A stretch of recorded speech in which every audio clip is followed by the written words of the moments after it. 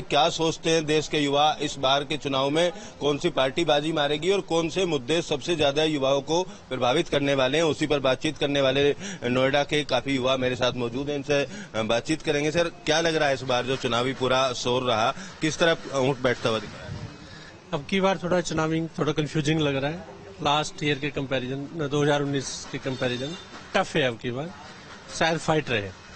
एक तरफा कुछ कह पाना मुश्किल लग रहा है आपको?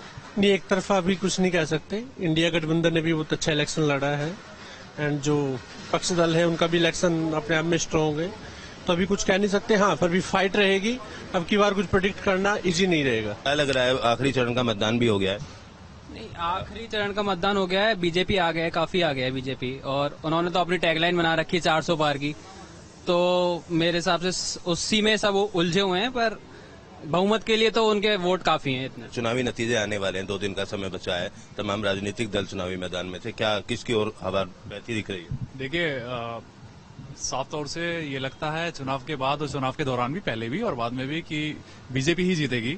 और लगभग मेरे आकलन के हिसाब से लगभग 330 प्लस सीट आएंगी अकेली बीजेपी की। हम ये देख रहे हैं कि कुछ यूपी में, राजस्थान में और हरियाणा में, जैसे वेस्ट और साउथ में कुछ सीटें घटेंगी बीजेपी की, लेकिन इतनी नहीं घटेंगी कि इतना लॉस हो जाए कि बीजेपी की जो है वो 272 से कम आ जाए। इसका एक इसलिए कारण है कि ये जो कम सीट हो रही हैं वेस्ट और साउथ में, ये इसकी भरपाई ईस्ट और साउथ में, जैसे बंगाल, उड़ीसा और तेलंगाना, यहाँ पे इनकी सीटें बढ़ रही हैं बीजेपी की। तो जो यहाँ पे लॉस होगा वो वहां पे गेन हो जाएगा। तो बीजेपी की जो सीटें हैं वो पिछली बार से ज्यादा होंगी। जैसे आप देखोगे कि 2014 में बीजेपी की 72 सीटें आई थी यूपी से, लेकिन 2019 में बीजेपी की सीटें जो आई थी वो 62 आई थी। तो बीजेपी की सीट 10 कम हुई, लेकिन ओवरऑल जो सीटें बढ़ी बीजेपी की वो 303 हो गई 282 से। तो ये कंफर्म है कि बीजेपी ही आएगी।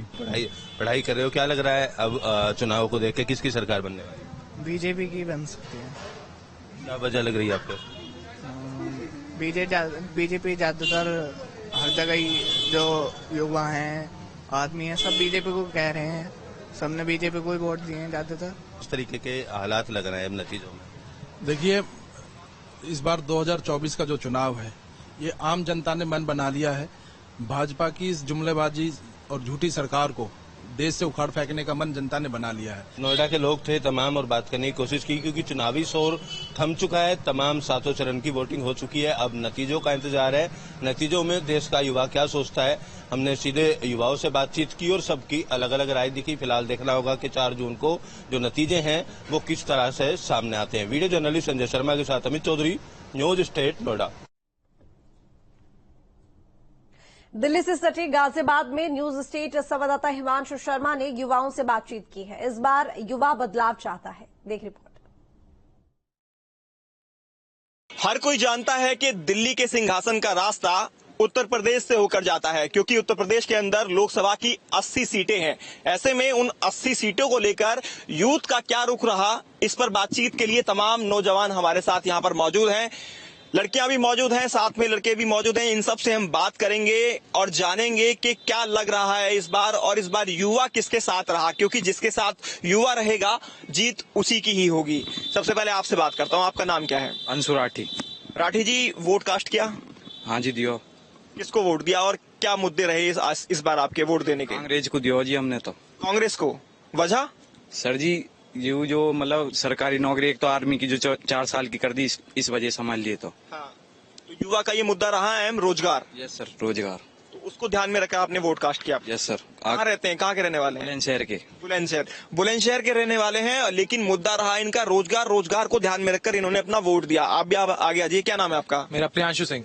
प्रियांशु सिंह, आपके क्या मुद्दे रहे और किसको वोट आपने दिया, जानना चाहूंगा। कांग्रेस को ही वोट दिया है, क्योंकि जैसे बीजेपी सरकार में हमने देखा है कि आने वाले जितने भी अभी पेपर हुए हैं स्टूडेंट्स के लिए, जितने भी अपॉर्चुनिटीज आई है, वो मैक्सिमम जो हुआ है पेपर कैंसिल हुए हैं या फिर लीक हुए हैं। तो इसके चलते हुए मैं चाहता हूँ कि सरकार चेंज हो एक बार और पेपर्स हमारे वापस हो, क्योंकि हमारे लिए जो इम्पोर्टेंट है वो भी जॉब के लिए इम्पोर्टेंट है। लाभ चाहिए। बीजेपी को 10 साल देख लिया है और यूथ का जो मुद्दा है वो रोजगार है, और रोजगार को लेकर इन्होंने वोट दिया है। आपका नाम? अनुराग शर्मा। शर्मा जी, कहाँ के रहने वाले हैं? यहीं गाजियाबाद के। गाजियाबाद के। इस बार किसको वोट दिया? बीजेपी। बीजेपी। मुद्दा क्या रहा? मुस्लिम। क्योंकि मेरे गांव में जितने भी हैं सब मुस्लिम हैं, उससे बीजेपी की वजह से ही दबे हुए हैं। मेरठ का हाल, मुजफ्फरनगर का हाल, ये सब सोच के रहने वाले गाजियाबाद के किस गांव के? सदरपुर। मुस्लिम और हिंदू आपने फैक्टर देखा? हाँ, क्योंकि इनकी बीजेपी की वजह से वो सब दबे पड़े हैं।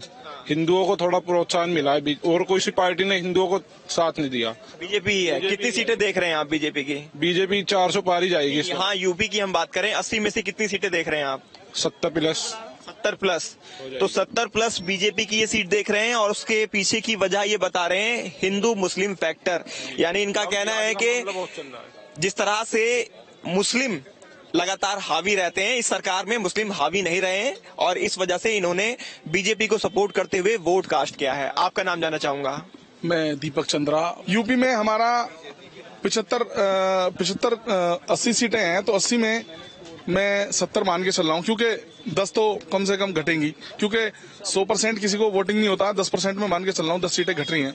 10 सीटें घट रही हैं, 70 सीटें मान के चल रहे हैं कि 10 सीटें अदर पार्टी को रहेंगी, बाकी 70 सीटें बीजेपी के पास रहेंगी। आपका नाम भाई?